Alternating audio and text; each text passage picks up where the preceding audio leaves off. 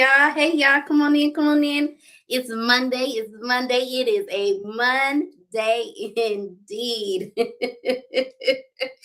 Y'all, come on in. Come on in. I got some good stuff. I know it's March. But guess what? We're going to go ahead and give y'all some good stuff so you can finish off your March strong, get you ready for April. So if you hadn't tagged somebody, make sure you tag, like, subscribe, share. Put it in your stories, put it on your page. Make sure you let somebody know that we are live and we ready to go, y'all. Y'all ready? Y'all ready? Hello, hello. So, I know I got a lot of information. Last time we had to cut that thing short because I had so much information. So it is Monday. Welcome to spring. Welcome to spring. So welcome to Real Resilient Conversations, where I'm your host, Miss Quita. We do this every second and fourth Monday of the month. So welcome to your end of month fill up.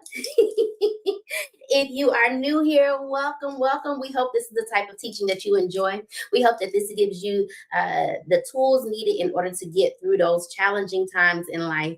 This topic here is just a continuation on that hard thing when everybody is talking about love and what love looks like, what love feels like. And we just really wanted to hone in on the love aspect and what that might look like when you're talking about your resiliency.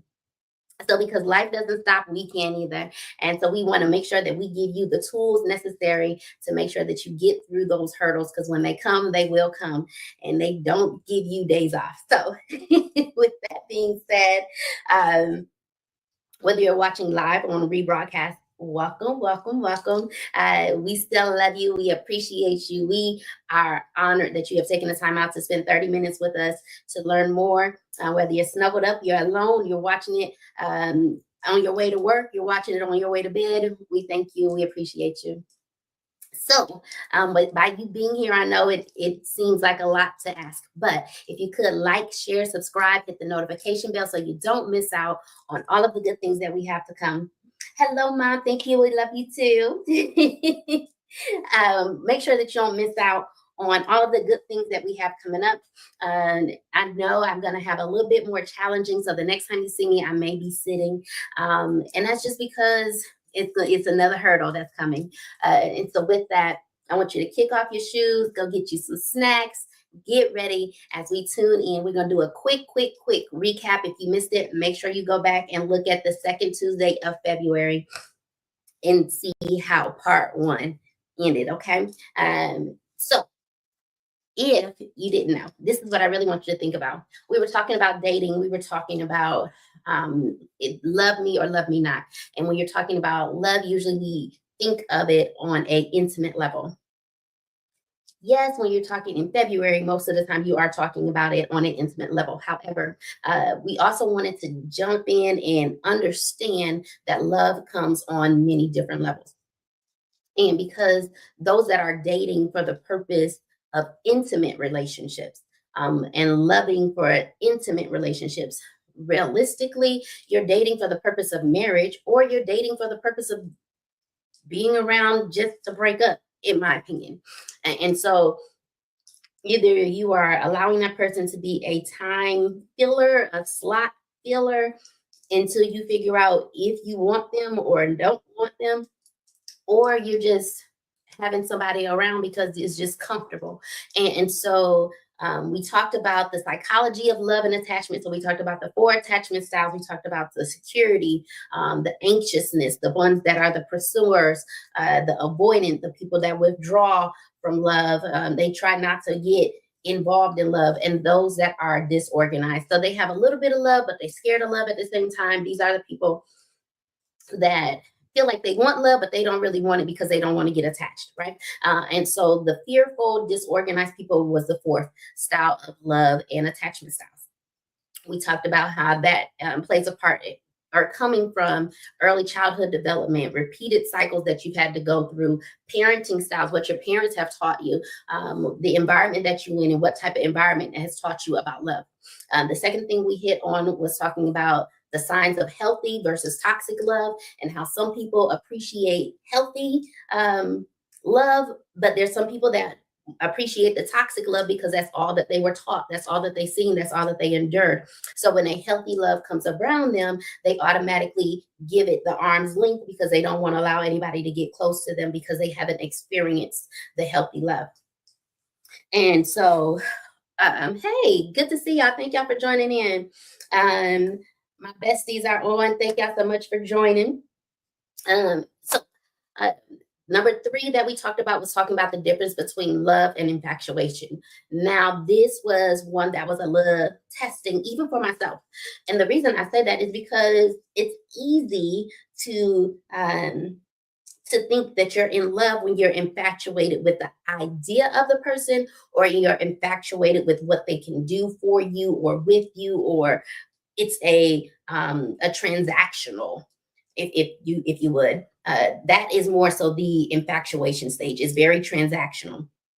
However, we talked about the difference between love. Love can stand the test of time. So, do they make you a better person? Do you have emotional stability with the time that you're given? Does it ground you? Because infatuation will overwhelm you. It'll make you feel like it's too much. I don't really want to get involved with this. That's infatuation. However, love is willing to go through the ups, the downs, the good, the bad. And it's like, okay, I really do care about you. Your heart is what I am here to protect. And so making sure that you're safe, that you're loved, that you're appreciated, that you are assured is a part of love, in my opinion. Right? You can acknowledge that person's imperfections without losing interest when you're in love. Now, when you're infatuated, you want to focus on the person, what they look like. It's very surface level, if you would. Love is about mutual growth. It's about respect. It's about deep emotional connection, whether it is a intimate, if you would, connection, but that's not necessarily this intimate level of connection. Here is more so about the infatuation stage, because it's very transactional. As long as this intimacy is happening, then this intimacy is not important. But when the mental and emotional intimacy is what's more gratifying, then you're willing to stick it out. Now, do you care more about the person, or do you care about how they make you feel? Do they always make you feel good? Are they able to tell you things that they don't like? And even the things that they don't like, are you able to say, okay, so how can we work through it? How can we come to a common ground? And I feel like with love, and I know there's some people that I feel like, in my understanding of love. Hey, bestie, Crystal, good to see you, girl. My understanding of love is that there are going to be times and people that test your love, right? And it's not, that is the toxic side. They're going to test and see if you really meant what you said, because they're going to put you through some negative emotions, some um, negative ways of expressing love, because they are used to the toxicity. The healthy aspect is going to make you choose between the hard times, meaning, okay, we might not agree on our communication styles. We might have different love languages and way that we receive versus how we deliver love, right? And because love listens, so love, it does not always assume. So before it, for myself, right, before I assume, I will take the time and I'll say I'm feeling some kind of way. I might not voice how I'm feeling because I need time to internalize. Is that just you're in your self-loathing stage, or is it really something that's been triggered, and is that something you need to address? And when you're ready to verbalize what has triggered you to the person that you care about, the person that you love, then you're able to do it without yelling and screaming and cussing and fussing, right? It is about making sure that you are able to express with a level headed, a level of understanding with your communication. Because, like I said, communication, when it comes to love, love listens. Infatuation assumes, it assumes the worst. So does this communication make you a better person of yourself, or a more challenging, insecure, self-conscious person, right? So I really want you to think about, those were the 3 things that we hit in a nutshell. Go back and watch it, okay? All right, because I know my time is short. We started a couple minutes late, and it's always something when I have to have a mental reset. So with number 4, which would have been the 4th part of our 6th part of the Love Me, Love Me Not. The fourth part is really talking about the emotional maturity in relationships. Emotional maturity does not happen overnight, and it comes with tests and trials and really understanding your level of communication versus your level of, because communication is about not just hearing, but it's hearing, being able to interpret what is said, and being able to deliver a response. Not just while they're speaking, you're already waiting for a response. That's not effective communication. But really listening, understanding, and before you speak, taking the time to internalize what they say, give me a second, let me process what you're saying, and then let me make sure I understand you correctly. I believe that communication really is about handling it with maturity. And maturity, no matter how old, is not always just that, right? So I can be 42 years old and still not have areas in my life that I'm not mature with. There are people who are in their 40s, 50s, 60s, and still aren't yet mature in areas of love and of emotions and of expression. And so, excuse me, emotional regulation really triggers you. So you have to understand what your triggers are, and you have to learn how to self-soothe. When that happens, for me, I realize that my self-soothing is usually being up at night and really evaluating myself. I don't know if that's necessarily a good thing. I'm still working through it. Y'all pray for me. But my emotional regulation, when I am uh, I'm feeling like I'm not validated, or that I am less than, or that I am not worthy of love and of receiving love, or if I'm not good enough to be someone's wife or mother, or whatever my what ifs. What if this person is looking at someone else? What if they're wanting to be with someone else? What if, right? And this is all more so on a monogamistic mindset, as I'm speaking, right? What if they want to be with someone else? What if I'm not enough? What if I'm not pretty enough? What if I'm not smart enough? What if I'm too fat? What if I'm too skinny? What if I'm too, right? It's all of the what ifs that play into your head over and over. And I have to allow myself time to feel that and figure out what triggered that thought. Right. And even for myself, when it came time for my emotional maturity and my emotional regulation, I really had to say, is it because I realized that anytime that a process changes, and then it is a sudden change. If, I don't know, for example, if I'm used to you calling me every day, we're talking for hours at a time, we're talking um, all the time, and now all of a sudden I don't talk to you for days at a time, or um, for a few minutes at a time, and I'm wondering, did I do something wrong? Is it somebody else that has your attention? Is it someone else that you would rather give your affection to? Is it something else that you would rather give your time and your affection to, and I no longer do it for you? So then I have to realize that me trying to emotionally regulate myself in those thoughts, I have to realize, is it really, or recognize, is this really what's going on, or are you imagining it? Did they really do anything to make you feel that way? That is what I'm talking about when I'm talking about emotional regulation. Accountability and a growth mindset. I have to be accountable for those thoughts, and I have to say, I felt that way, but it wasn't fair for me to put that on you. So instead, I took the time and I just dealt with it on my own until I was ready to talk to you about it. That is about the accountability, because most of the time it's not the other person's fault. It's just your interpretation of what they did. And until you were ready to talk about it, instead of me understanding, instead of me just jumping in and going off and saying, where were you? Who were you with? What was you doing? That's that toxic love, right?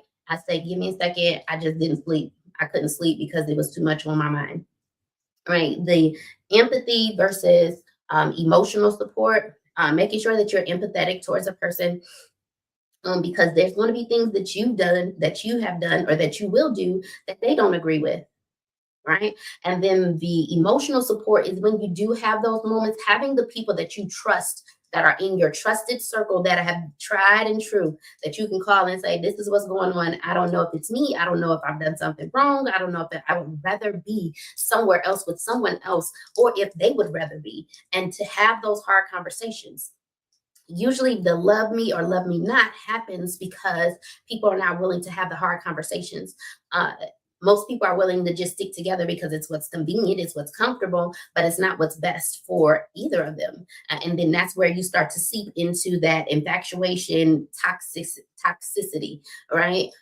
And the long-term effects of feeling like you don't have any type of empathy from the person that you're with, and not feeling like you have emotional support from the person you're with, allows the door to be open from outside interference, outside conversations to now play into your head. And now you start to think, do I even really like this person? Do I even really want to be with this person? All because you weren't able to have that conversation with the person that you love, or the person that you were even considering loving. And so the long-term commitment plays a factor when you're talking about, do I want to marry this person?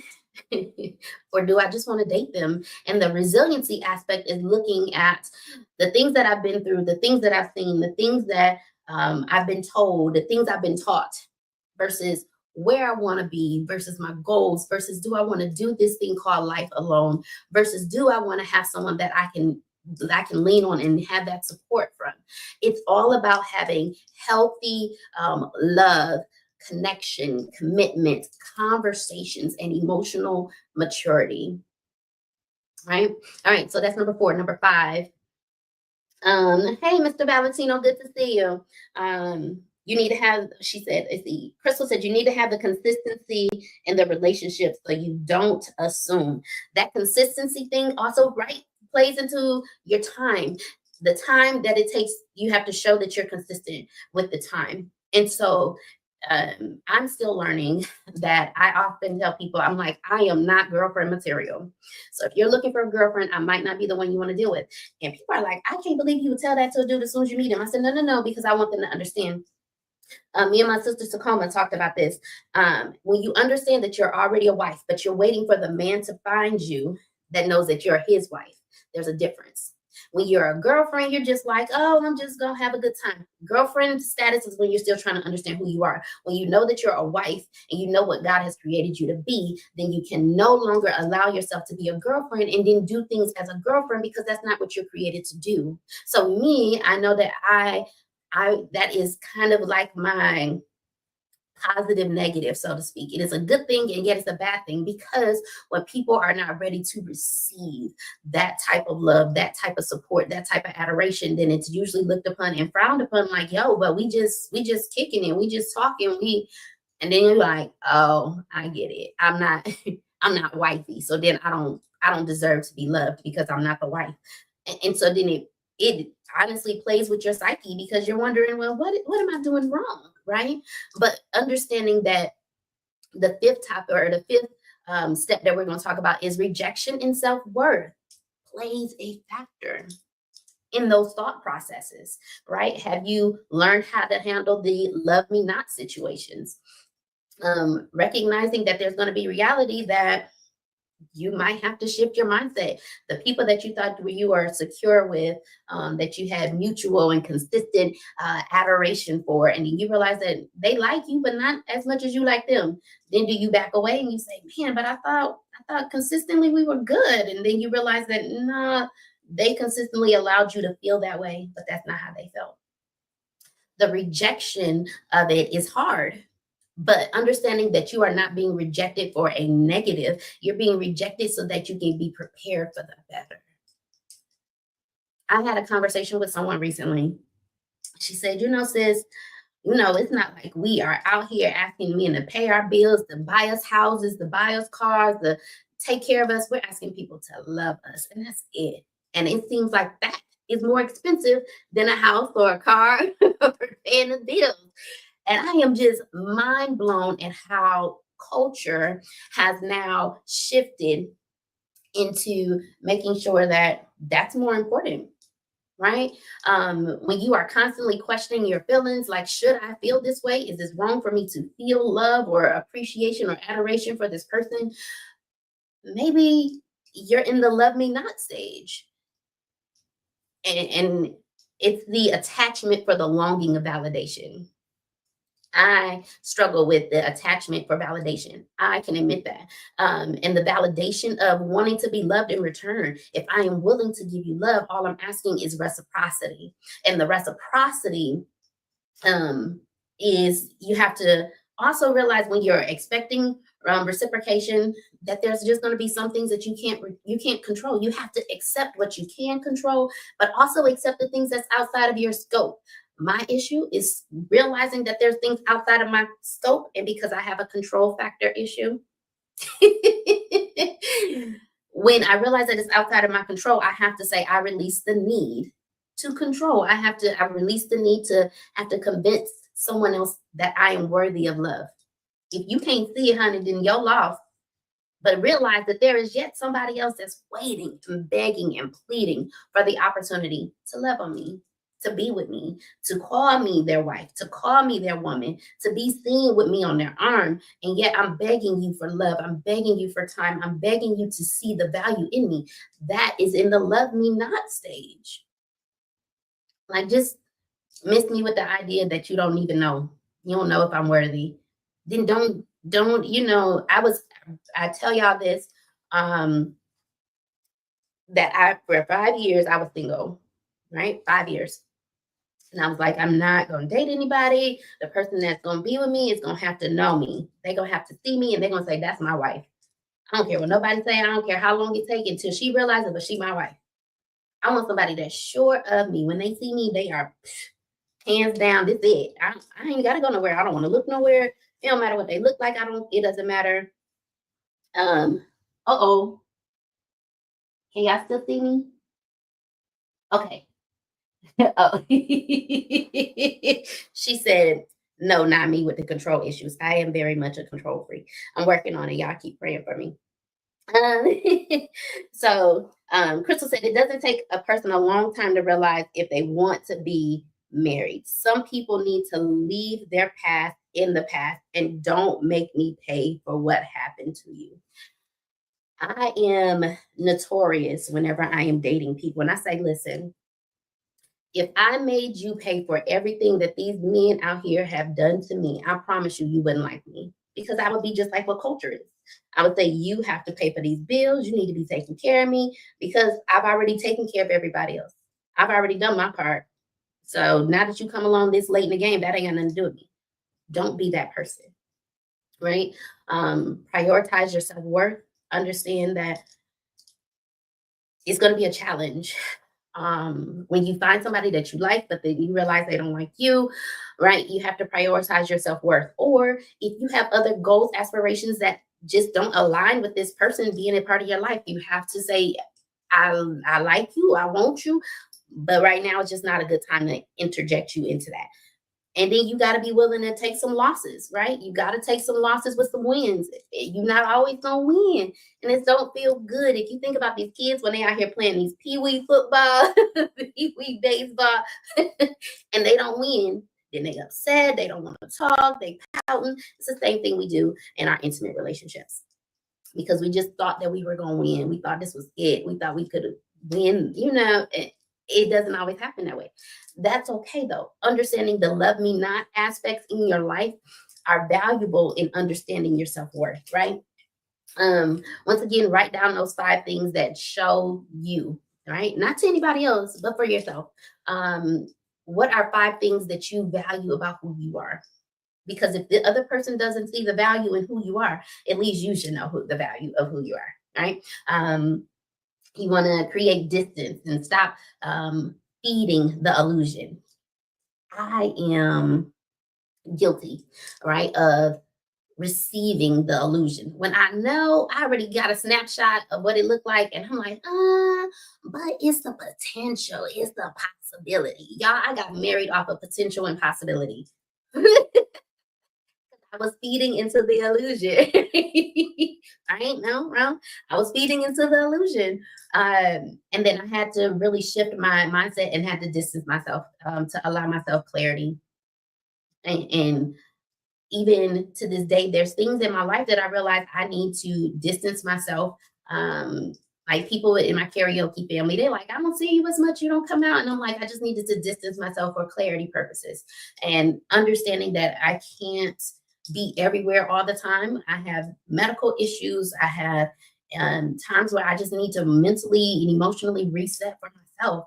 But knowing that about me and knowing my own self-perception, then I know that there's going to be days that I just need to do that. And I need to not be around people because I will pour into people. And if I don't have anyone to pour back into me, then I have to take the time out to pour back into myself. I have to process emotional emotions without getting stuck. Okay, this goes back into what I was saying, how I find myself and then I don't sleep. That's that time of getting stuck in it.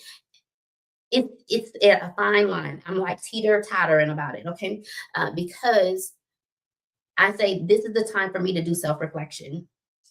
But at the same time, if I allow myself to sleep, don't sleep multiple nights, then I've allowed myself to get stuck.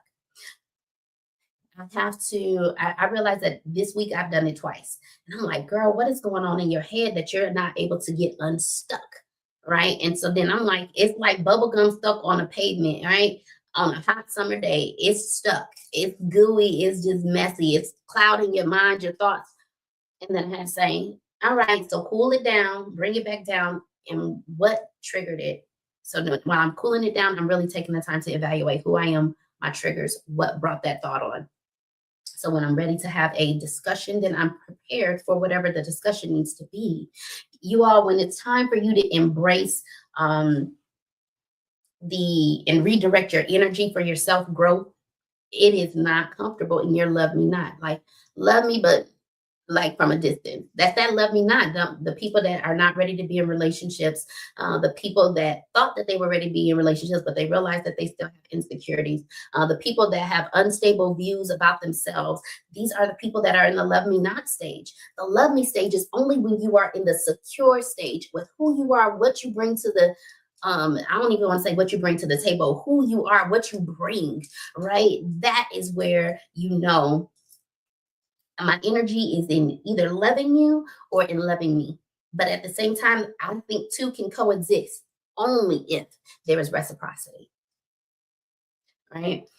So each time you think about them, you have to shift your focus. Shift your focus to things that build you up when you feel like you have been put down. You have to open yourself up to someone who truly chooses you. All right. And because whenever you're shifting your perspectives, rejection in a situation really can question your self-worth. You have to separate your feelings from facts. I usually say I feel, and instead of me just saying I feel, I have to catch myself and I have to say, when you did this particular action, it made me feel, right? Because it's not the person and what they said, it was more so the action that you didn't agree with. It's not that you hate the person, you hate the action. And so that's just like in biblical aspects. You hate the sin, you don't hate the person, right? And so I had to stop personalizing rejection. So when people say that, nah, I like you, but I ain't really trying to be in a relationship, I had to stop personalizing it and saying that they didn't like me. And maybe it wasn't about me, maybe it was about them. And they just were like, I like you, but not like that, like not to the level of wanting to marry you. Cool. Thank you for being honest with me. We have to stop personalizing rejection because rejection is setting you up to become better. The rejection is pre-positioning you for your next beginning. It is a closure to that chapter and preparing you for the next. But you have to be prepared to close the chapter, and it is not always easy when you know this is the last sentence of the last chapter that feels so good. Are you ready to now turn the page to start a new chapter? Don't personalize it. Just say, and yet I wonder what else is to come. Right. Most of the time, I say most of the time, my exes I don't hate. Right. I'm like, we just didn't work out. We didn't see eye to eye. We had different views, different perspectives. We had different goals, and it just didn't work out. Doesn't mean I hated them. It just means I want something different than what you want. And that's okay. What it was is that I had to embrace it as part of my growth and say, yet, what can I take away from what we had together? And how can I grow and become a better woman? How can I become prepared to be a wife? What have I learned from being able to help you raise your children that has now prepared me for whenever God allows me to have my own children? Surrounding myself with love and positivity in the times where I feel low and insignificant are so important. That also comes time for prayer. That comes time for praise. That comes time for reaching out to my spiritual friends. All right. Okay, Will said feelings aren't facts, but they are valid. Very much so. If what you're feeling is caused by an action, I believe that's what attributes it to the fact. The fact of what that action did to make you feel that way is what connects it. in my opinion, right? Um, Goodness. I'm trying to hurry because I know I am over my time. And number 6 is building resiliency. Excuse me, building resiliency when you're faced with heartbreak. So finding new things um, that take you out of that environment. Start taking up painting classes or looking for a new job or new hobbies, getting out and trying new things, going to museums, being around different crowds of people, whatever you need to do in order to allow yourself to feel the feeling, but don't allow yourself to be stuck. Um, Acknowledge your pain, cry it out, write it out, journal. But remember, healing isn't linear. There's going to be some days that it's up and some days that it's down. There's going to be harder days, there's going to be easier days, but that's okay. Your resiliency is understanding that you still have the tools to deal with the days that aren't so okay. And when you do it, suppressing those emotions only cause delays. Don't delay your healing. Don't delay your new beginnings, right? Still deal with the trauma that happened from that breakup. Uh, Make sure that you cut off what's holding you back. If that is negative influence, if that's negative conversation, right? Hey cousin, good to see you. Crystal said, they don't like me because you know what's good, what goals I have. Leave me for who wants some goals, right? Don't waste my time. I agree. If you know that we both have different goals and then we can't seem to come eye to eye with our goals, I'm supporting you in your goals, but you're not willing to support me in my goals, then we're not going to meet eye to eye. And that's okay. Love me not and let me go. Let me go for the person that's waiting to find the type of person that I am, right? Whether it's a man or a woman, but whoever it is that's waiting to be loved by only you, the way that only you can love, the person that's waiting to receive the love that only you have, they need to let you go so that person is ready to receive you, right? So you have to focus on self-care, inner healing. So then if you have to go to some conferences, you have to go off to some events that's out in the woods and be around other people that are getting connected with Mother Earth, and find those people that are helping you to understand your inner healing, and then the people that are understanding your inner worth, the people that are teaching you about self-care, the people that are helping you to reframe your experience as growth and not loss. Because like I've always talked to you all in the past, when you are being repotted, it is not because the pot no longer loves you, it's because there's better and bigger in the next pot. And you have to have room to grow and expand. And so you can't stay here if this is not where you're supposed to stay. If you're supposed to go here to be able to spread your roots and grow and become greater and bigger and better, then the person that you're with that does not want to see that growth in mindset, in love and adoration for you, then they are not ready for you. The pot that they have you in is limiting, and you have to be repotted with the person that's ready to fulfill that role for you, to make sure that you have the space and the gravity to be who you are created to be. Lean on your support system. Figure out who your support system is, right? I see a lot of you on here tonight, so I appreciate that. And making sure that you set new goals, reclaim your life, reclaim your life, reclaim your time. As a representative said, reclaim your time. Your time is important. If you feel like your time is being played with, it is time to dust your hands and keep it moving. Open yourself up to love again when you're ready. When you're ready to love again, that means that you have allowed yourself to figure out what has made you insecure, figure out what your triggers are. And then guess what? Even when you figure those out, then there's going to be something else that comes along later, and you realize, oh, that's a trigger too. Now, how do I get past this new trigger, right? You understand how to deal with withdrawals. You understand how to deal with unstable mindsets about yourself, unstable expectations in relationships, understanding the difference between love and infatuation, understanding healthy versus toxic, opening yourself up to love only when you have taken the time to heal and when you're ready to truly love. It's too many people out here right now that are not ready to love. They're ready to play. They're ready to have a good time, but they're not ready to love because they're too afraid of what love would be like. And so I really want you all to affirm and saying, I am healing, I'm growing, I'm preparing for my better. I'm preparing for love. I truly believe that I am deserving of love. These are the things that I tell myself.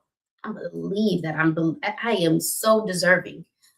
I'm not saying that I deserve more than anyone else, but I know that the person that God has created me to be, the person, the heart that I have, the things that I have done to put myself in place to learn how to treat a man, uh, put me in place to understand that I am deserving of reciprocity. Make sure that you don't get in a relationship. Right. Don't get in a relationship if you are broken, you're still working on your growth, you're still healing, before entertaining another heart, because broke people break people, hurt people hurt people. There's enough going on in this world right now that's breaking our hearts. Don't be the person that's breaking someone else's heart too. The one thing that they need in order to survive everything else that's going on in the world, and they're leaning, and trusting that they're able to love you and to receive that love in return. And instead, you're ready to play. Take yourself off the market until you're ready. All right. So, final thought: this is not the end. This is the beginning. This is the beginning of your new love letter, your new love story. You have the opportunity to rewrite your love story.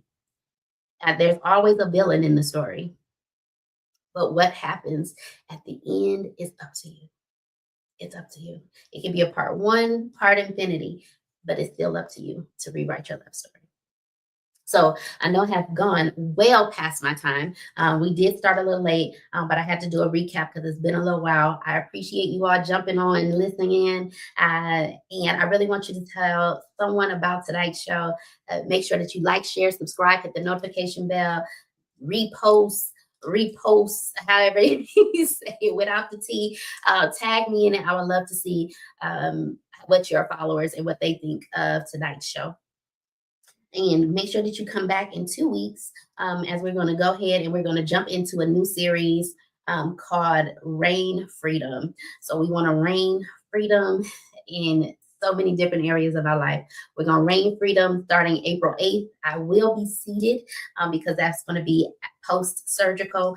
So I'm going to be seated, but I want you to come back April 8th as we talk about reign freedom, where this is a new month.